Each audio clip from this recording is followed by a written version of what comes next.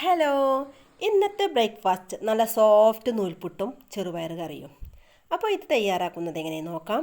ഇതിന് വേണ്ടി 1.5 ഗ്ലാസ് അരിപ്പൊടി എടുത്തിട്ടുണ്ട്, പത്തിരിപ്പൊടിയാണ് എടുത്തിട്ടുള്ളത്. ഇതിലേക്ക് ആവശ്യത്തിന് ഉപ്പും ചേർത്ത് കൊടുത്ത് തിളച്ച വെള്ളം കൊണ്ട് വേണം കുഴച്ചെടുക്കാൻ. കുറേശ്ശെ വെള്ളം ഒഴിച്ച് 1 സ്പൂൺ വെച്ച് ആദ്യം ഇളക്കി കുഴച്ചെടുക്കാം. പിന്നീട് ചൂടാറിയതിന് ശേഷം കൈ വെച്ച് നല്ലതുപോലെ കുഴച്ച് ഈ രൂപത്തിലാക്കാം.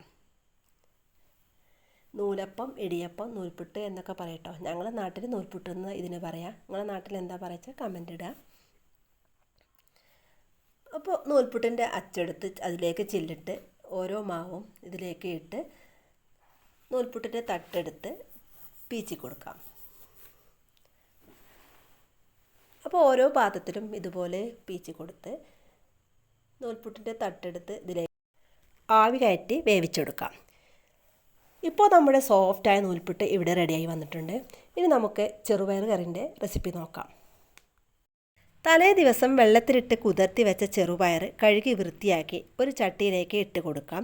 ഇതിലേക്ക് ഒരു സവാള അരിഞ്ഞതും ചേർത്ത് അല്പം മഞ്ഞൾപ്പൊടിയും ആവശ്യത്തിന് ഉപ്പും 2 പച്ചമുളക് കീറിയതും ആവശ്യത്തിന് വെള്ളവും ചേർത്ത് അടച്ച് വേവിച്ചെടുക്കാം. ഇപ്പോൾ നമ്മുടെ ചെറുപയർ നല്ലതുപോലെ വെന്ത് വന്നിട്ടുണ്ട്. ഇതിലേക്ക് തേങ്ങാപ്പാലാണ് ചേർക്കുന്നത്.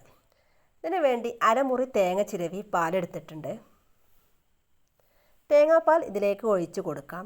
തേങ്ങാപ്പാൽ ഒഴിച്ചതിന് ശേഷം 1-2 തിള വന്നാൽ ഫ്ലെയിം ഓഫ് ചെയ്യാം. ഇത് നല്ലതുപോലെ ഒന്ന് ഇളക്കി മാറ്റി വെക്കാം.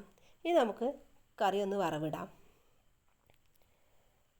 ചട്ടിയിലേക്ക് എണ്ണ ഒഴിച്ച് ചൂടായാൽ കടുകിട്ട് പൊട്ടിയതിന് ശേഷം ചെറിയ ഉള്ളി ഇട്ട് കൊടുത്ത് ഉള്ളി ഒന്ന് മൂത്ത് വന്നാൽ വറ്റൽമുളകും കറിവേപ്പിൻ്റെ ഇലയും 1/4 ടീസ്പൂൺ ഗരം മസാലയും ചേർത്ത് നല്ലതുപോലെ ഒന്ന് വറുത്തെടുക്കാം. അപ്പോൾ ഇതെല്ലാം കൂടി നല്ലതുപോലെ ഒന്ന് വറുത്ത് വന്നിട്ടുണ്ട്. ഇത് നമുക്ക് കറിയിലേക്ക് ഒഴിച്ചു കൊടുക്കാം. ശേഷം കുറച്ച് മല്ലിൻ്റെ ഇലയും ഇട്ട് കൊടുത്ത് നല്ലതുപോലെ ഒന്ന് ഇളക്കി ചൂടോടെ സെർവ് ചെയ്യാം. അപ്പോൾ നമ്മുടെ ചെറുപയർ കറി ഇവിടെ റെഡിയായി വന്നിട്ടുണ്ട്.